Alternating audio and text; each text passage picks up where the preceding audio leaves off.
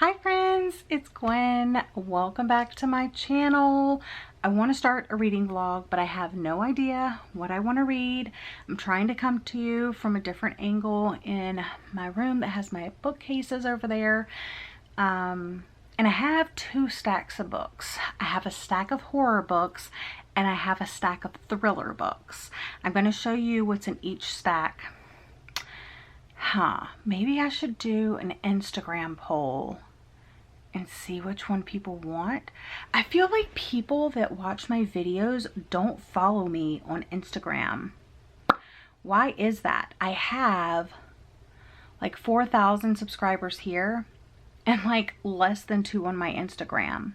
Why is that? Can you guys please explain that to me? So I wish there was a way for the people that watch my videos real time to vote if I should do a horror reading vlog or a thriller reading vlog. However, I'm gonna do both eventually. I might even split it up into like 2 horror vlogs and 2 thriller vlogs. I don't really know. And I'm kind of just also mood reading, but I want to mood read from one of these stacks. So the first stack I have is some thrillers. I picked up 2 books from my library yesterday. I picked up the Sanatorium by Sarah Pearce, and I picked up The Girls Weekend by Jody Gehrman. Not sure how to say that last name. Both of these are isolated setting thrillers. And then the other 3, well, these 2 came from my September TBR, The Broken Girls by Simone St. James. I want to read this for Jesse's book club, Sleep When You're Dead book club. And then Sherry Lapina, Not a Happy Family. I'm supposed to be reading this for the book club that I'm a part of. And then of course I want to read Rock Paper Scissors by Ellis Feeney because I got this in my book of the month box and I've been hearing amazing things. Okay, so these are the thriller books that I am considering reading. I mean, obviously I'm gonna read this at some point. Am I gonna vlog these for you today? I don't know. And then the other stack of books, horror books, I have The Girl Next Door by Jack Ketchum, which was on my TBR. Brother was on my TBR. I recently picked up The Haunted by Bentley Little, which is like a haunted house story. So obviously it's now on this TBR. My Best Friend's Exorcism, which has been on my September TBR.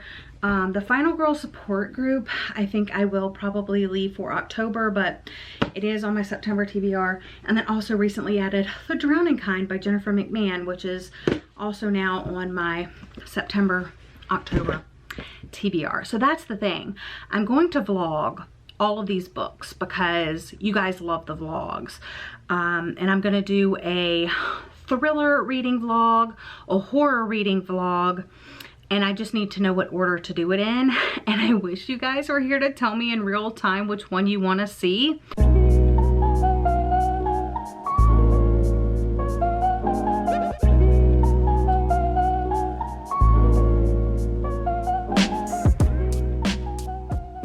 We're going the thriller route, friends. I checked which books were available on audio. One of the ones that I got from the library was. Gonna talk to you about that in a minute. Then The Broken Girls came in, so that's 2 thrillers. And then I went to the book exchange today, totally scored, so I was able to add Local Woman Missing to my TBR. Let's see. All right, so here are the thrillers that I really want to concentrate on this month and next month. I definitely want to read as much as I possibly can. We'll see what actually happens. Currently reading The Girls Weekend by Jody Gehrman. Loving it so far. I have The Sanatorium by Sarah Pearce from the library. The Broken Girls, that's the one that came in on audiobook. Not a Happy Family, obviously. Rock, Paper, Scissors, obviously. And Local Woman Missing. So very, very excited. But now let's go ahead and jump into my thoughts on the book that I am currently reading. Currently reading the Girls Weekend. I have a whole bunch of notes. So we're following 5 main characters, but 1, 2, 3, 3-ish other side characters have been introduced. So you have June, M, Sadie, Amy, and Kimiko, and they are 5 friends who met in college. So they've been friends for a long time because obviously, you know, they were college age when they were in college, and they're now like mid-30s, upper 30s. June and M have stayed really close. And Sadie has just sent out a group text to all of them, inviting them to her house for June 3rd through the 7th for this like baby shower, Fab 5, like get together. And Sadie and Amy are cousins, so they're both part of the group. And Amy is bipolar. She was diagnosed in college. So Sadie has always been the one that has taken care of Amy, and Amy actually lives on Sadie's property. Let's see what else. So June, at the very beginning of the novel, June ends up breaking up with, or June's boyfriend, Pete, breaks up with her. That's a whole thing. And then, let's see. So June and M, because at first she didn't want to go. She wanted to go like on this camping trip with her boyfriend, but then they broke up. So then she didn't have any excuse not to go. And the reason why she was hesitant is she's always been like, I'm so sorry about Charlie barking. It's been an all day thing. We're just going to have to push through. She's kind of jealous of Sadie's life, but not only that, like she is a well-known author, has a lot of money, has sold a lot of books, and she married June's old boyfriend, like from college. Basically this guy Ethan dated June, I guess after they graduated or something like that, because he was like some type of teaching assistant or something like that. So he dated June for 3 months. They were madly in love, and he proposed to June. But she turned him down because she was like, I still want to go off and see the world and do all these things. I'm not ready to settle down yet. And then somehow he asked Sadie to marry him. It was also like kind of like a get your visa green card situation. And Sadie took him up on the chance. So they're married. There's a whole bunch of like, there's this gardener living on the property. You have Ethan, Sadie's husband, that's staying in this like beach house on the property, so he's not like in the main house or whatever like that. And you just have the girls. So I'm currently on chapter 7, page 104. And so it was really like wrapping my head around like all the characters, how they interact, what's the dealio, and that's why like I wrote everything down. I just woke up a little bit ago. I actually finished up the Girls Weekend this morning. I had about maybe 30-40 pages to read this morning.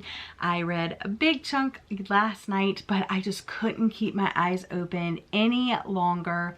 So I went ahead and finished it up this morning. I think you will enjoy this if you like stories like And Then There Were None by Agatha Christie.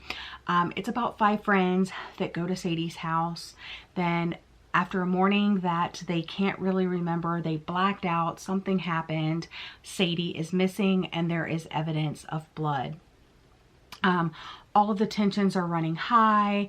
All of them have a reason to have done something to Sadie, and you're trying to figure out, is she dead? Is she alive? What happened? Who done it? So it's that classic who done it story.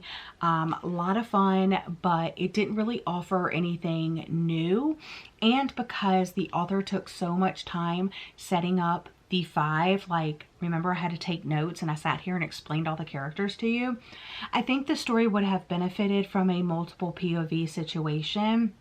I think that our main character June, the POV that we do get in here, she was like the least interesting of the 5, and she was our main character in narrating the whole story.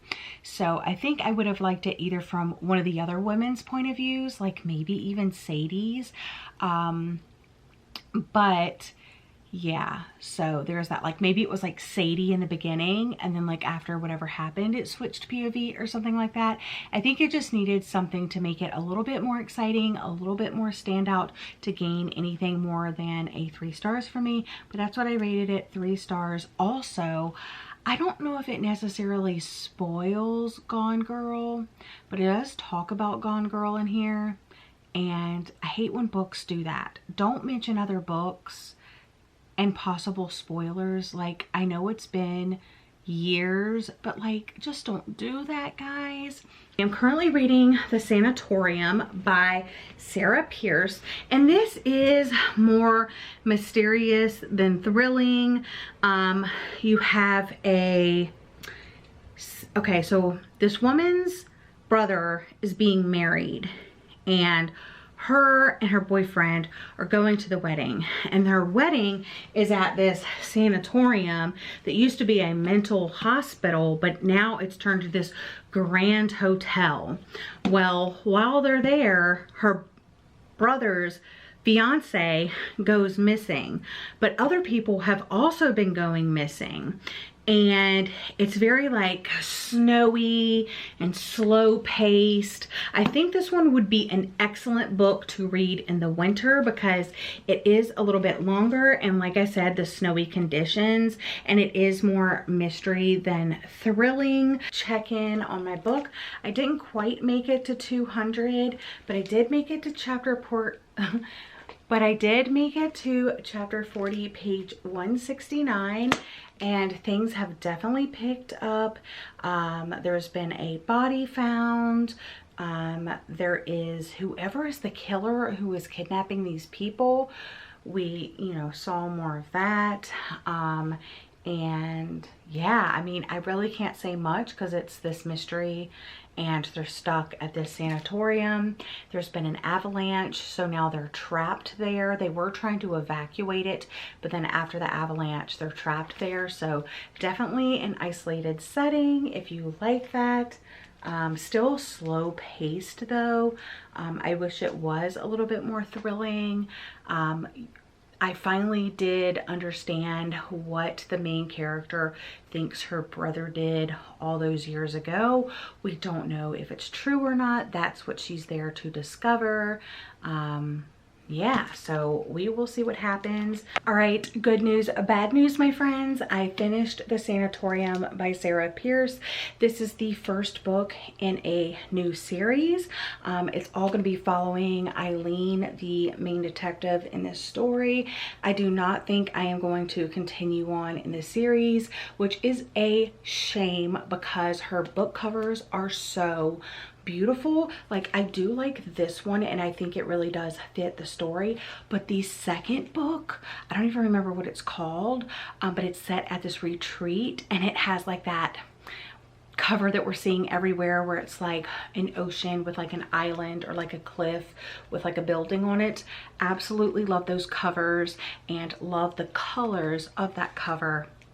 But I just don't think this is going to be for me. The writing is very atmospheric. It's also very detailed. There's a lot of characters. And to me, what happened in here just seemed so unrealistic, implausible.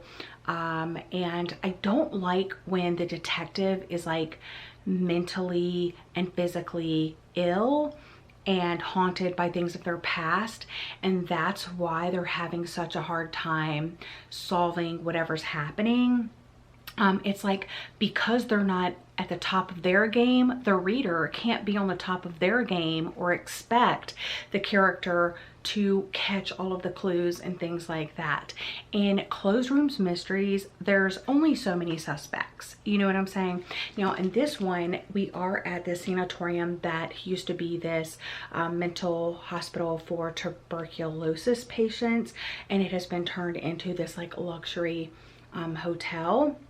And the detective lady is going there for her older brother's wedding, and then his fiance goes missing, and then another body shows up and things like that, and there's no police there. They get like trapped in the hotel because of an avalanche and stuff like that. So if you're still interested in reading this, like after you watch reviews or whatever, I definitely recommend reading it in wintertime when it's like snowy outside and you're stuck inside. I think that would just like add to the atmosphere. With a reading update of The Broken Girls by Simone St. James. I actually just have been pretty much making my way through this. I didn't really have a chance to update any earlier, and you may hear my neighbor's lawnmower going off in the background. It is Friday night, so a lot of people are taking care of their yard work.